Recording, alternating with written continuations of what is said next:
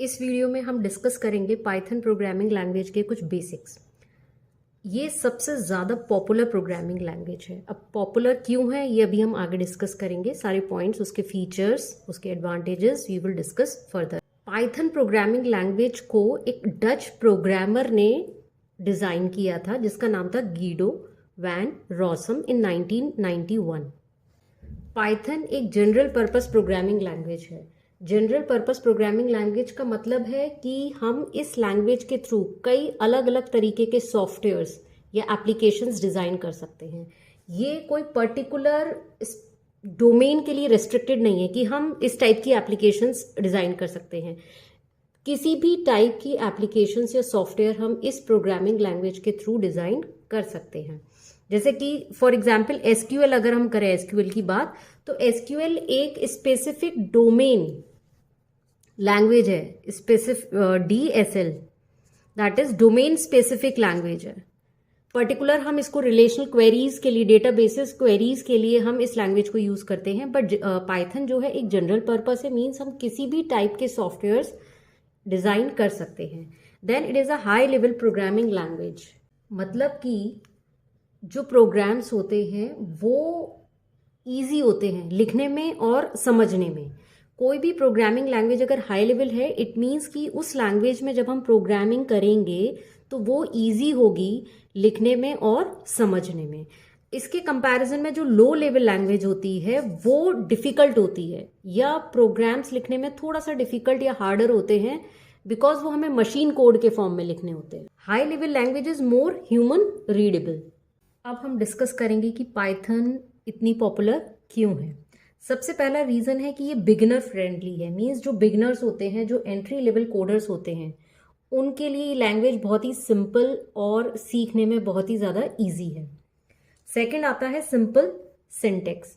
इसका सिंटेक्स बहुत ही सिंपल है। फॉर एग्जाम्पल, अगर आपको हेलो वर्ल्ड प्रिंट करना है पाइथन लैंग्वेज में, तो सिर्फ आपको एक ही लाइन प्रिंट करनी, एक ही लाइन टाइप करनी है, दैट इज प्रिंट पैरेंथेसिस में डबल कोट्स के अंदर हेलो वर्ल्ड। कोई सेमीकोलन नहीं है, कुछ नहीं है, सिंपल एक वर्ड है प्रिंट और हेलो वर्ल्ड हमने लिख दिया। वहीं अगर आपने जावा लैंग्वेज पढ़ी है तो जावा लैंग्वेज में सिर्फ हेलो वर्ल्ड को प्रिंट कराने के लिए ये इतनी सारी लाइंस लिखनी पड़ती हैं। सबसे पहले आपको एक क्लास क्रिएट करनी पड़ेगी। क्लास क्रिएट करने के बाद मेन फंक्शन मेंशन करना पड़ेगा। मैंने शॉर्ट में लिख दिया यहाँ पर PSVM, that is public static void main string args, फिर करली ब्रेसेस में system dot out dot println hello world और पैरेंथेसिस क्लोज। मीन्स ये पूरी कोडिंग करनी पड़ेगी हेलो वर्ल्ड। ये जावा लैंग्वेज में है, ये सी प्रोग्रामिंग लैंग्वेज में है। सबसे पहले तो आपको हेडर फाइल इंक्लूड करनी है stdio.h। stdio.h हेडर फाइल क्यों इंक्लूड करनी है? क्योंकि इसके अंदर हमने printf फंक्शन यूज करा है। printf क्योंकि हमें प्रिंट कराना है हेलो वर्ल्ड। अब printf की कोडिंग जो है उसकी कोडिंग इसमें है, दैट इज इन हेडर, इस हेडर फाइल की जरूरत है, तो ये हेडर फाइल हमें इंक्लूड करनी पड़ेगी। तो मीन्स ये सी लैंग्वेज में हेलो वर्ल्ड प्रिंट करने के लिए कितना कॉम्प्लिकेटेड है। हेडर फाइल्स इंक्लूड करो, सेमीकोलन लगाओ, एटसेट्रा, करली ब्रैकेट्स है। Similarly in Java, but Python में आप देखो सिर्फ प्रिंट हेलो वर्ल्ड। सो इसका जो सिंटेक्स है वो बहुत ही सिंपल है as compared to other languages. Next है open source. Open source means जो ये लैंग्वेज है Python, it is free to use and distribute even for commercial purposes. Means free में आप इसको यूज कर सकते हैं। Next is platform independent, means आप इन जो पाइथन में बनाए हुए सॉफ्टवेयर या एप्लीकेशंस किसी भी प्लेटफॉर्म पर रन कर सकते हैं, चाहे वो विंडोज हो, मैक हो, एटसेट्रा, कोई सा भी ऑपरेटिंग सिस्टम पे आपका सॉफ्टवेयर रन करेगा। नेक्स्ट इज वर्सेटाइल, मीन्स किसी भी काम के लिए आप इस लैंग्वेज को यूज कर सकते हैं, चाहे वेब डेवलपमेंट हो, चाहे आर्टिफिशियल इंटेलिजेंस हो या मशीन लर्निंग हो, किसी भी काम के लिए हम इसको यूज कर सकते हैं। Next is large standard library.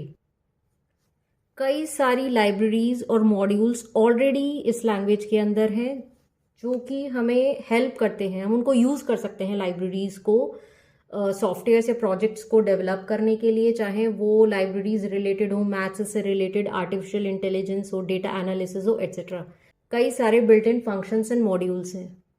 Next is dynamic typing. This is very important and very important feature of this programming language.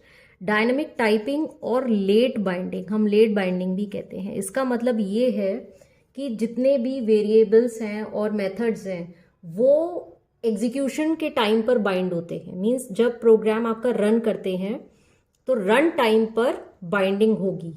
For example Python के अंदर अगर मैं इस तरीके से लिखूं तो this is not wrong. x एक वेरिएबल ले लिया और उसमें 10 वैल्यू इनिशियलाइज कर दी, तो रन टाइम पर जब बाइंडिंग होगी तो वो x को एज इंटीजर और नंबर टाइप का वेरिएबल कंसिडर करेगा.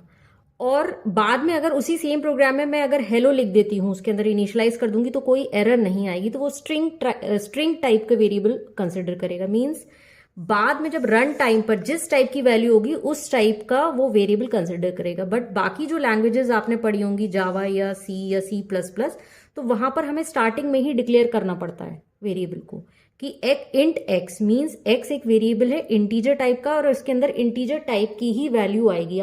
तो इसलिए हम इसको कहते हैं पाइथन को डायनामिक टाइपिंग. जबकि C और C plus plus statically typed language है जहां पर कि हर वेरिएबल या फंक्शन या कोई भी मेथड आप दे रहे हैं तो उसमें सर्टेन टाइप की वैल्यूज ही आप इंसर्ट कर सकते थे.